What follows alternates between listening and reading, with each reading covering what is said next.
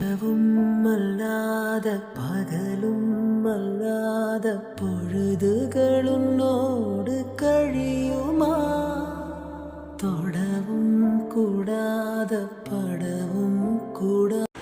റിൻസിനെ അറിയാത്തവരായിട്ട് ആരും ഉണ്ടാവില്ല അല്ലേ. നമ്മളെ എൻ്റെ അമ്മ സൂപ്പർ എന്നുള്ള മഴവിൽ മനോരമ ഷോയിൽ വന്നൊരു കണ്ടസ്റ്റൻ്റ് ആണ് കേട്ടോ. എനിക്ക് പേഴ്സണലി ഭയങ്കര ഇഷ്ടമുള്ളൊരു കണ്ടസ്റ്റൻറ്റും കൂടിയായിരുന്നു, ഇഷ്ടമുള്ള യൂട്യൂബറുമാണ്. പക്ഷേ ഡെയിലി വ്ളോഗ്സ് ഒക്കെ ചെയ്യുന്ന ഒരു യൂട്യൂബറും കൂടിയാണ് കേട്ടോ. അപ്പോൾ ഞാൻ അടുത്തൊരു ഫോട്ടോഷൂട്ട് കാണാനിടയിൽ തലയിൽ ഷോളൊന്നും ഇല്ലാത്ത ഒരു ഫോട്ടോഷൂട്ടാണ് അത്. അപ്പോൾ അതിൻ്റെ താഴെ കുറേ കമൻസും കാര്യങ്ങളൊക്കെ ഉണ്ട്, അങ്ങനെയൊന്നും ചെയ്യരുതെന്ന് പറഞ്ഞിട്ട്. അപ്പോൾ പൊതുവേ ഞാൻ എപ്പോഴും പറയണമെന്ന് വിചാരിക്കുന്ന ഒരു സംഗതിയാണ്, കുറേ ഇൻസ്റ്റാഗ്രാമിലും യൂട്യൂബിലൊക്കെ ഒരുപാട് ചാനൽസ് ഉണ്ട്. അപ്പോൾ അതിൽ നമ്മളെ ഈ മുസ്ലിം കമ്മ്യൂണിറ്റിയിലുള്ള ഒരുപാട് കുട്ടികളുണ്ട്. പക്ഷേ തുടക്കത്തിൽ വരുമ്പോൾ നല്ല ഷോളൊക്കെ ഇട്ട് സ്കാർഫൊക്കെ ഇട്ട് നല്ലൊരു അച്ചടക്കത്തിലായിരിക്കും വരല്ലേ.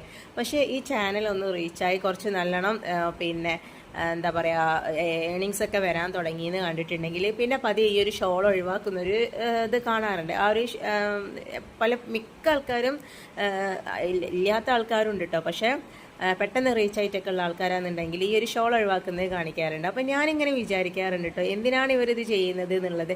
നിങ്ങൾക്ക് അതാണ് ആദ്യം ഇഷ്ടമെങ്കിൽ ആദ്യം അങ്ങനെ തന്നെ ഈ ഒരു യൂട്യൂബിലോ ഏത് സോഷ്യൽ പ്ലാറ്റ്ഫോം ആയിട്ടുണ്ടെങ്കിലും അവിടെ അങ്ങനെ തന്നെ വന്നാൽ മതിയല്ലോ. അല്ലാതെ ഇത് ആൾക്കാരെ പറ്റിക്കാനായിട്ട് ഫസ്റ്റ് ഷോൾ ഇട്ട് വരാം, പിന്നെ കുറച്ച് റീച്ച് ആയിട്ടുണ്ടെങ്കിൽ ഷോൾ ഒഴിവാക്കുക. അപ്പോൾ അതെന്ന് പറഞ്ഞിട്ടുണ്ടെങ്കിൽ നമ്മളെ മതത്തിനെ അപമാനിക്കുന്നതിന് തുല്യമാണ്. കാരണം ഏത് മതമായിട്ടുണ്ടെങ്കിലും ആ മതം നമ്മൾ ജനിച്ചപ്പോൾ മുതൽ ഫോളോ ചെയ്യുന്ന ഒരു സിസ്റ്റമാറ്റിക് ആയിട്ടുള്ളൊരു ലൈഫുണ്ട്, അത് നമ്മളിങ്ങനെ ഫോളോ ചെയ്ത് വരാണ് ചെയ്യുന്നത്.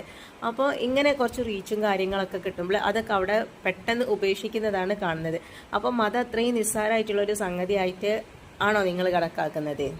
മുസ്ലിം കമ്മ്യൂണിറ്റി എന്ന് പറഞ്ഞിട്ടുണ്ടെങ്കിൽ അതിൻ്റെ ഒരു ഐഡൻറ്റിറ്റി എന്ന് പറഞ്ഞാൽ തലയിൽ ഷോൾ ഉണ്ട്. അങ്ങനെ നമ്മൾ ഓരോ മതത്തിനെയും മനസ്സിലാക്കും. ഇപ്പോൾ ഹിന്ദു കമ്മ്യൂണിറ്റി എന്നുണ്ടെങ്കിൽ പൊട്ടുണ്ടാവും, സിന്ദൂരുണ്ട്, അങ്ങനെയൊക്കെ നോക്കിയിട്ട് നമ്മൾ മനസ്സിലാക്കും. ഇപ്പോൾ കല്യാണം കഴിച്ച ആൾക്കാരെന്നുണ്ടെങ്കിൽ ഹിന്ദു കമ്മ്യൂണിറ്റിയുള്ള ആൾക്കാർ സിന്ദൂരം തൊട്ടിട്ടുണ്ട്. അപ്പോൾ അങ്ങനെ നമ്മൾ ഓരോ ലെവലിൽ നമ്മൾ മനസ്സിലാക്കും അല്ലേ.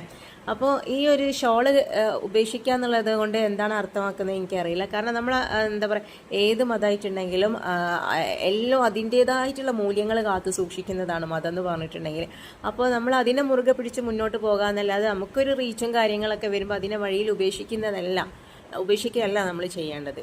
നമ്മൾ ഈ മുസ്ലിം കമ്മ്യൂണിറ്റിയിൽ മാത്രമേ കാണുന്നുള്ളൂ ഇങ്ങനെ റീച്ചും കാര്യങ്ങൾ വരുമ്പോൾ ഷോൾ ഒഴിവാക്കുക, പിന്നെ എന്താണോ എന്ത് ഡ്രസ്സിംഗ് ആണോ അതിൽ ഫോളോ ചെയ്യാൻ പാടില്ലാത്ത അതൊക്കെ ചെയ്യുക, സ്ലീവ്ലെസ് അങ്ങനത്തെ കാര്യങ്ങളൊക്കെ.